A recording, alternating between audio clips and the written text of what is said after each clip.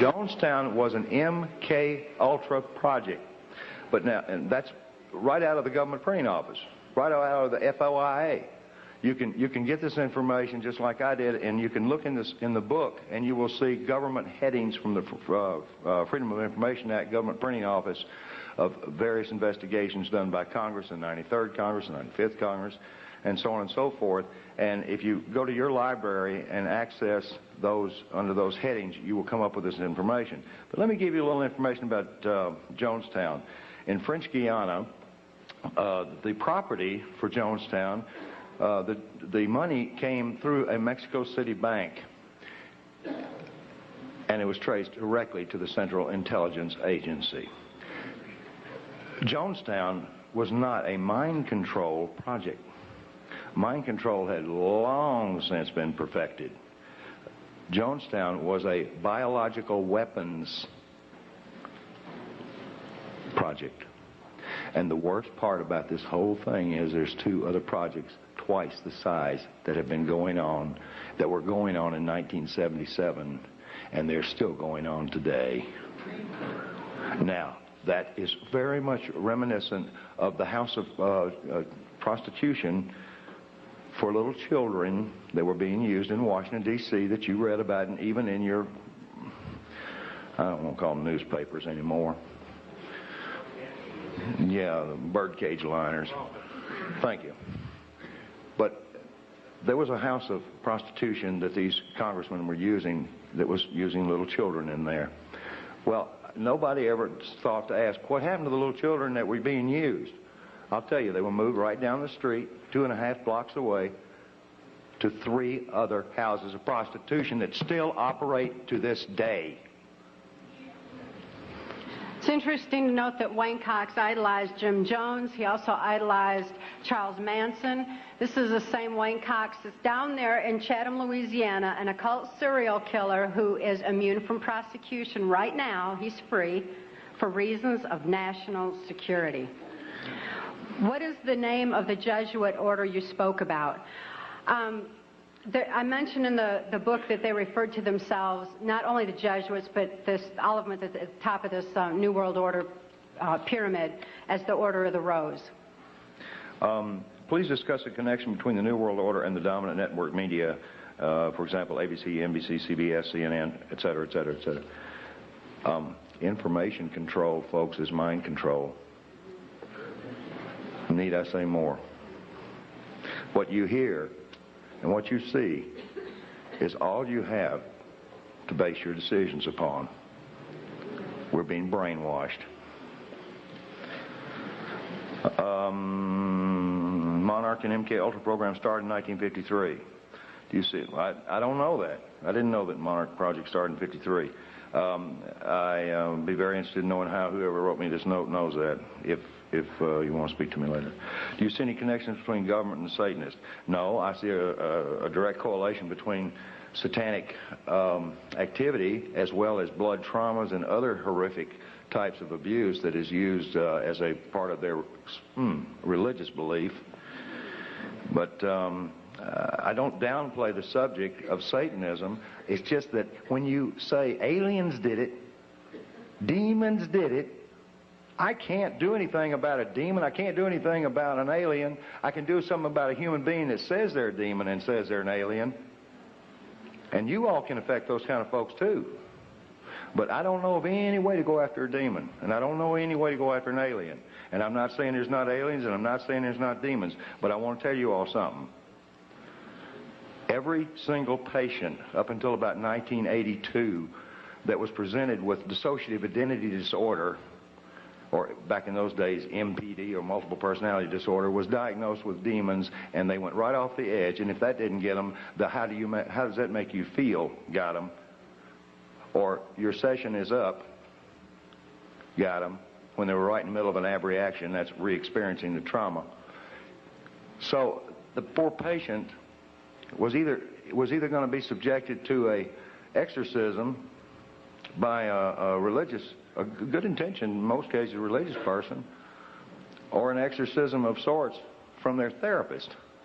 because they didn't have any other information. They didn't know what they were looking at. They didn't realize the brainstem was scarred, very much like they have multiple sclerosis, and that you can get people to retrain the brain right through the auditory, but you can't say, let me get that demon out, or, oh, gee, I hope the alien doesn't come get you tonight, because you're reinforcing program. So no, I'm not downplaying Satanism. I'm not downplaying any sort of religious belief. What I am downplaying is a belief that it's something other than human beings. Take one. How much mind control is in the mass media? For example, last year there's no such thing as black helicopters. As of last month, everybody knows the military has black helicopters. Mind manipulation in the media is extensive, and they're controlling us by controlling our information. The same way that they're controlling children through the information that they're being fed in the school system. To answer another question, yes, it is in our school systems now. And the computers have actually been changed where the history has been altered, and people like Thomas Jefferson even left out of history in order that our children be brought up with socialistic values. So just as our children are being manipulated in the school system, all of us are being manipulated through the medias. We need to be especially careful that when trauma occurs in this country, that we're not losing any more of our freedoms, that our freedoms aren't eroding further, because they know that the traumatic effects on your mind are making you more susceptible and more suggestible and receptive to whatever controls they want to implement. So we need to be very alert to this and very aware of it. Here's a good question. Are many FBI and CIA personnel under mind control? I've heard they are. These are incredibly good questions, y'all. And I'm going to answer this question the best way I know how. I don't personally know anybody under mind control working for the CIA or the FBI. I know a lot of them that are under information control.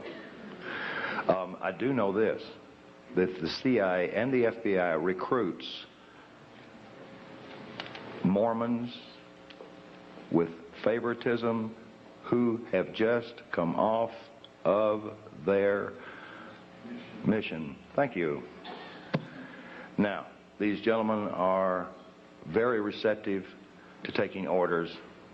They are highly suggestible, and they are ones who I know are being manipulated. There is a disproportionate number of Mormons in both the FBI and the CIA. I do not find that to be an indictment of the Mormons. Matter of fact, we'll be in Salt Lake City speaking on the 13th of November, addressing a number of concerned Mormons because of this very subject. Staying in the religious aspect here, what do you think of Linda Blood's book, The New Satanists? Could you talk about Michael Aquino and his M.O.? Yes, absolutely. Michael Aquino is a primary mind control programmer of mine.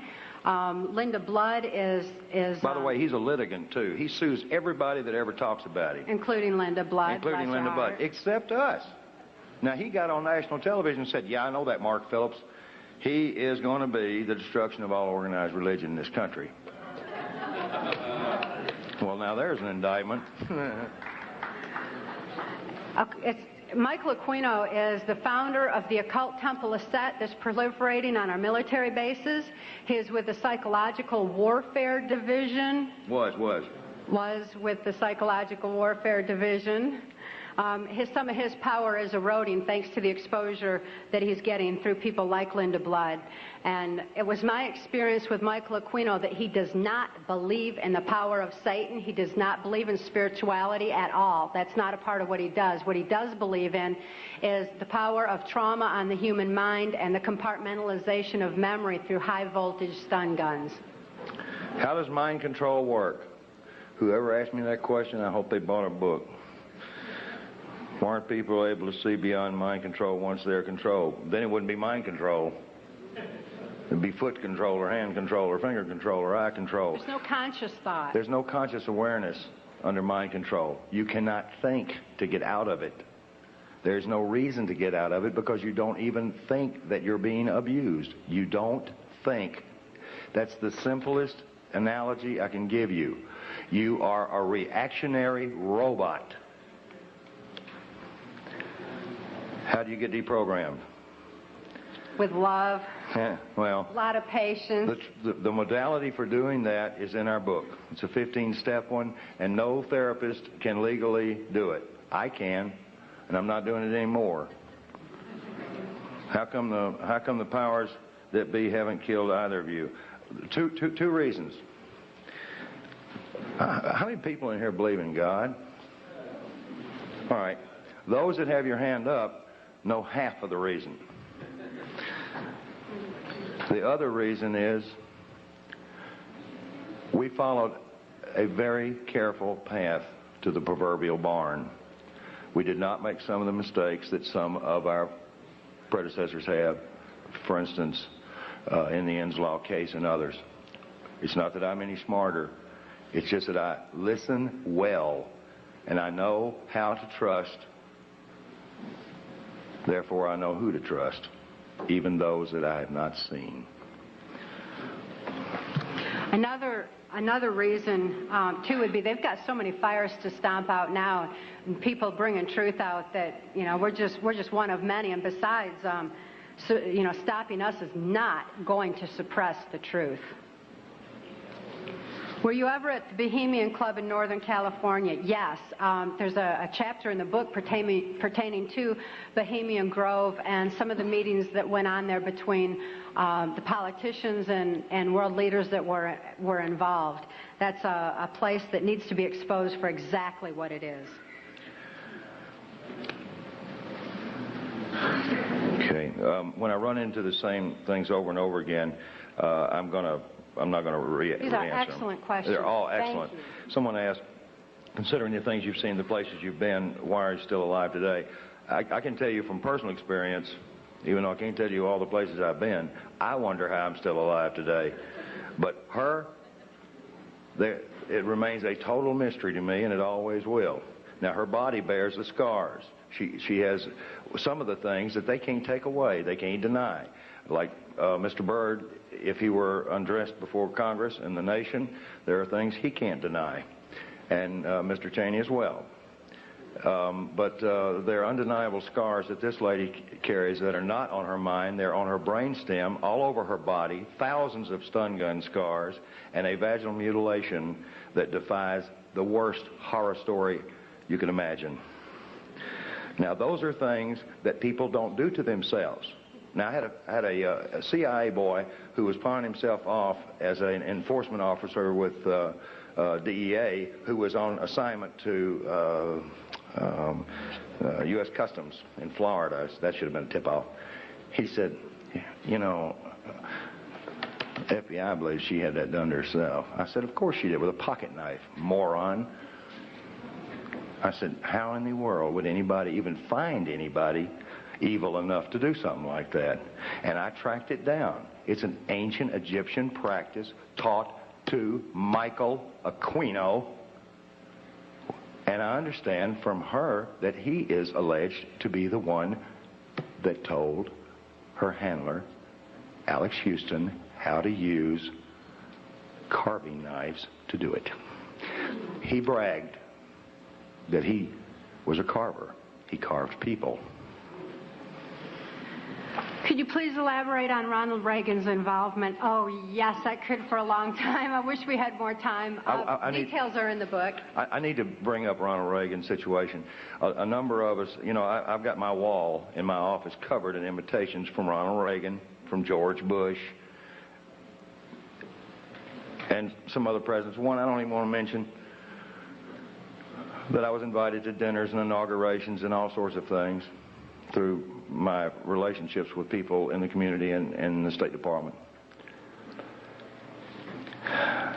When I heard this information, I wasn't shocked about Ronald Reagan, because when I was with Ampex Corporation in the early 70s, Ronald Reagan was governor of California, and he was in big trouble because he had encouraged a MK Ultra mind control experiment to be instituted in the Vacaville prison here in California.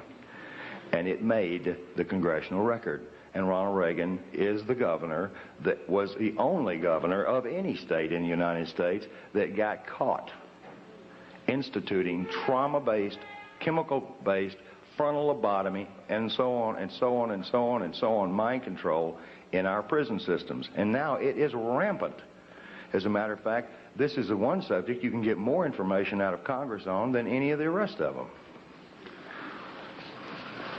Is there any link between the homosexual prostitution ring found operating out of Barney Frank's a few years ago and your topic tonight?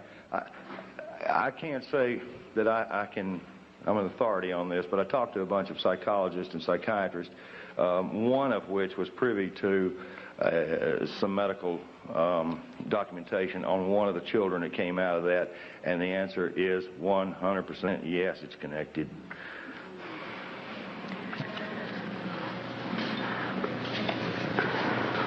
Where'd that go? How does remote viewing being done by various former military men such as Major Ed Daines and Courtney Brown compare with your mind control? It's all under the guise of MK Ultra. Remote viewing, anything. I was part of the Duke studies in 1967 and 68, working with the paranormal. Most of the people I saw were of, at that time, Soviet origin. As a matter of fact, I didn't know we had a Cold War going on. I really didn't. I mean, there was a huge exchange of information. I was constantly sitting down at the table with KGB agents, and they were identified as such, and handed me cards. Cards. KGB handing out cards. I couldn't even understand. The first time somebody handed me a card, I said, well, this is the end of me. He said, do you have a card? Who is Kelly's father? It's asked this several times. Wayne Cox was Kelly's father. He was her father because genetically they wanted her to have the capacity to be able to kill because she was being brought up in espionage for those kind of purposes. But it's interesting to note, and I think David Icke, a dear friend of ours, stated it eloquently, that just as knowledge is neither good nor bad, it depends who has control of it. By that same token, genetics, for as powerful of an influence they are not stronger than the human spirit. Kelly's soul is just so beautiful, and her loving capacity is enormous, and the love that she operates from is extensive. And she wants this information out for humanity's sake. So in spite of the genetics of who Kelly's father is, she's absolutely a beautiful, beautiful child. How did you get the number of operatives in this country? I don't know. Who asked me that question? Who did it? I got the answer to that three ways. There's a catalog company called Budapest out of Washington that's a catalog of spy books, and ours will soon be in it, hopefully. And there's a number of books in there. I can't remember the title now. But the New York Times also reads that catalog and orders those books. They're done by Stockwell and every other name you can imagine, and Philip Agee. And Philip Agee, I don't have a lot of respect for at all, except for one thing. George Bush stood up on national television and said he hated him more than any man on earth. I just couldn't help but love the guy. You say in your book that mind-controlled slaves were permitted any drug except marijuana. Why? It's an excellent question. The effects of marijuana on the brain are not conducive to mind control. It doesn't mean you can't be traumatized and put under mind control. It just means it screws up the programming. Because it actually opens neuron pathways in the brain. It expands thought. I'm not going to stand here and speak pro-marijuana because... No, because somebody be putting it in my car and popping me for it. But I am anti-marijuana because we see all these ads on TV and everything, and even Dole and Clinton in their campaigns are saying, what's it Dole said, guns, violence, and marijuana, you know, as if it's so violent, because it is not conducive to mind control. They want it off the streets more than they want their drugs, like cocaine, off the street. Marijuana is especially targeted. I don't promote the use of marijuana as a Band-Aid for mind control because, again, knowledge is our only defense against it. Tell us about the congressmen and women who are helping you. Yeah, right. I'll tell you one. Bob Clement, I grew up with him. Matter of fact, when his father was governor, I used to go up with him, and I remember I was highly traumatized by something I saw at the governor's mansion, which I'm not going to tell on Bob, because it didn't have anything to do with him. But there are we've got a number of plain congressmen and congresswomen that are helping us from behind the scenes. That's part of that 50% equation that we're still here. The information that we released to every member in Congress at the same time, and I had 4 congressmen, one in particular, hand carrying every one of these packets to the respective congresswoman or congressman. That took a lot of effort on their behalf and a lot of nerve, since at that time I did not have all that information validated, but they had received information from members of the Justice Department and from U.S. Customs that Cathy O'Brien was a valid case, and that they were able to validate more than half of what was in that packet. George Bush was handed a packet, and George Bush, he's nasty with me. He said I threatened his life, which is farther saying the truth, because the congressman that delivered it happened to have been a lawyer, as most of them are, unfortunately. And he had read the stuff, and they were trying every way on earth to indict me for everything you can imagine. But the bottom line was, this particular congressman said that he'd wear a sandwich sign before the news media if that was going to be the case. So the FBI and the Justice Department just humiliated me, made me come in and get my fingerprint. I said, "You guys got my fingerprints more times than a criminal." I said, I work for the community. I work for the Defense Department. I said, well, I don't get it. When you just need a fresh picture, why don't you see my mother? Pay special attention to those members of Congress who believe that you have a right to information. There's an ongoing effort right now to repeal the 1947 National Security Act because they know that you need this information. Does it matter who wins the election, Clinton or Dole? I didn't think so until I went to Arkansas, and oh, I wish I could tell you what I found out. Yes, it does make a difference. They want Clinton in. I guess because they want to prove that there is such a phenomenon as a revolving door. In and out. What is your relationship with Mark, and why did he rescue you? Those details are going to be in our